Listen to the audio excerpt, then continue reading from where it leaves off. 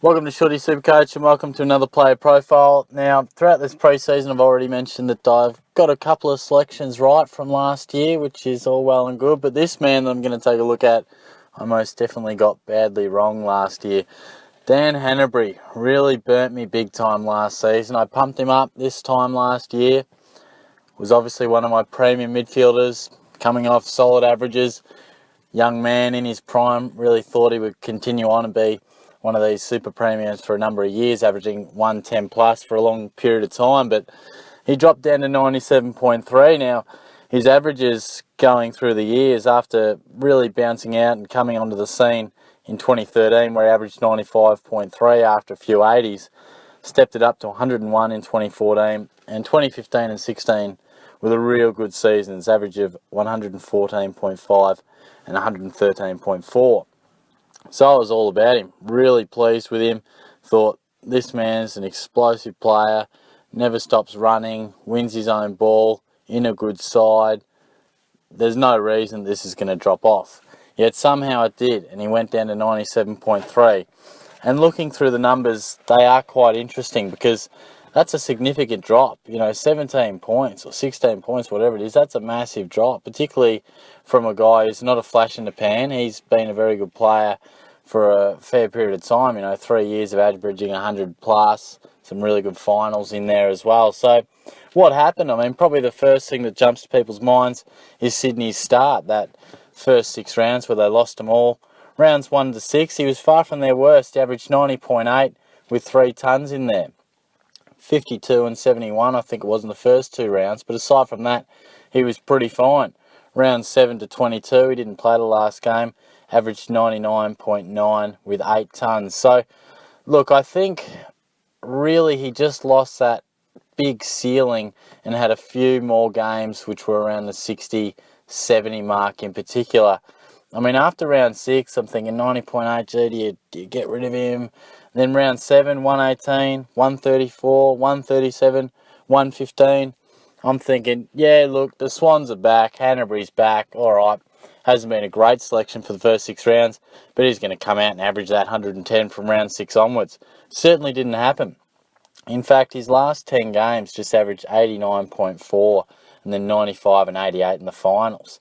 Was he injured? Did he have a few niggles? I'm not too sure. I know there were games where I watched and he spent a little bit more time forward because he copped a cork or was slightly struggling with this or that according to the commentary, but there didn't seem to be anything major causing him trouble and he continued to play.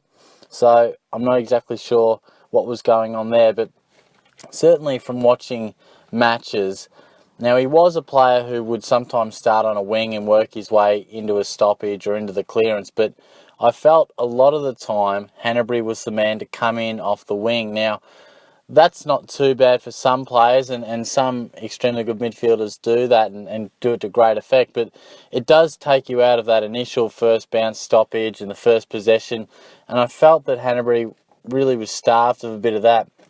I'm not sure if that was a deliberate structure change with the Swans. I'm not sure if that just was coincidental when I happened to watch some of their primetime games that he seemed to be coming off the line a little bit more or not really at the heart of the stoppage.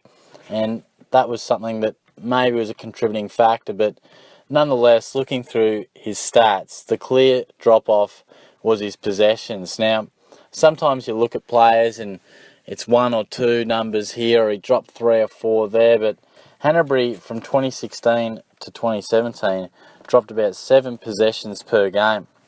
I'll go through a couple of comparisons. That's a massive drop-off. 30.9 possessions he averaged in 2016, and that's what he was. He was a ball magnet, would run his opponent into the ground, just be going all day, winning the hard ball. Dropped to 24.7. Real big drop-off. And then slightly down in inside 50s, that's not a big one, but the contested ball and the clearances is big. Contested ball, 13.2 in 2016, down to 9.8 in 2017.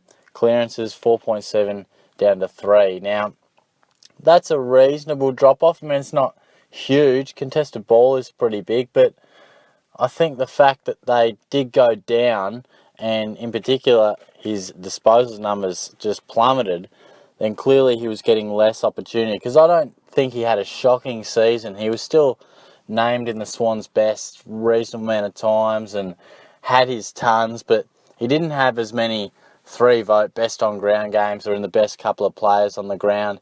And when he did have a poorer game, they were slightly more poor. You know, they weren't your 80 to 85.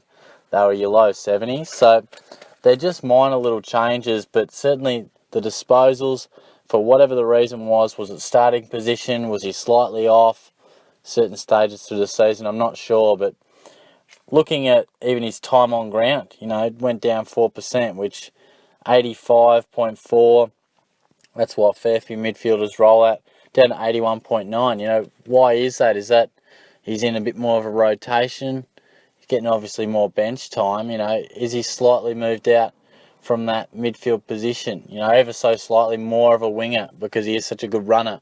I'm not too sure. Metres gained was a big one. 426 in 2016 down to 280. I mean, that's huge. Massive drop-off. Certainly lacked a lot of impact in the game, and we know impact equals points in SuperCoach. So certainly handballed a bit.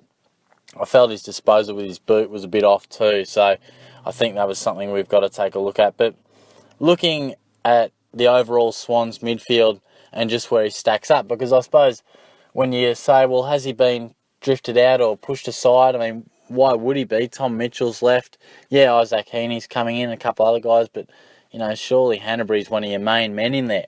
Just looking at some of the club leaders, contested possession, Josh Kennedy averaged the third highest contested possessions per game in the AFL. Luke Parker, 14th. Dan Hannebery, 53rd. But, I mean, 53rd is not a great ranking for him, but it does show that he still averaged the third most contested possessions of a Swan.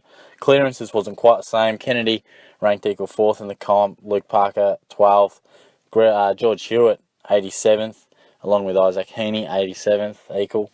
And Dan Hannebery was down an equal 91st. So that's concerning. I mean, certainly that shows that his clearance numbers just weren't quite the same. And in fact, were being bettered by a bloke like Hewitt and a young fella like Heaney. So that suggests to me that while he's still an important part to Sydney's midfield, he isn't a must-have cog in every single centre bounce or every single stoppage. He's in and around that stoppage, but there's 2 or 3 Swans jumpers before he's the next man in the chain. Just not quite winning as much of his own ball, winning as many clearances. Clearly there's a drop-off in that, and maybe he's slightly dropped off in his uncontested possession as well, because clearly that was pretty stark with the overall drop-off in how much he actually saw the pill. So very interesting numbers to have a look at there, because I was very, very confident that he would back it up. I was very happy to put him in my midfield, pay the coin, and just see 110 to 115 average. If anything, I thought it might go slightly up, given his age, given the games played, the bloke's in his prime, good team. There was no reason, like I said off the top, no real reason that I felt he would drop off. But all of a sudden, he did.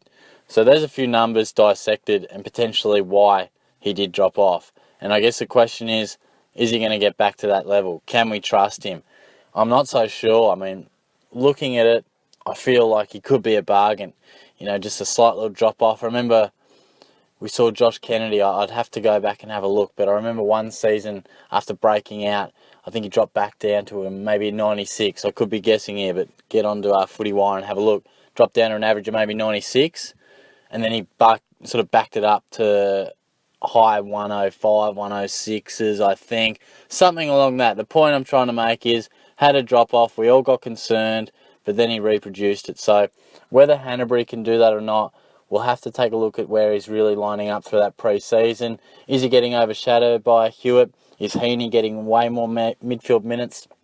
You know, certainly in the heart of that midfield. Hannebery will still get you time in the middle, but is he getting enough centre bounce action? Is he right in the heart of that hit-out zone of the ruckman? That's really what I think we've got to look at. There are quite a good amount of options around his price range that are a bit cheaper. Sort of guys who are offering a bit of value in that premium status who could really jump up. So it doesn't necessarily make him an absolute lock, but I think he's a man we've got to consider. I'm a little concerned just not knowing exactly why or how he did drop off. The numbers tell you a story, but was that form? Was that Swan system? Was it a once-off?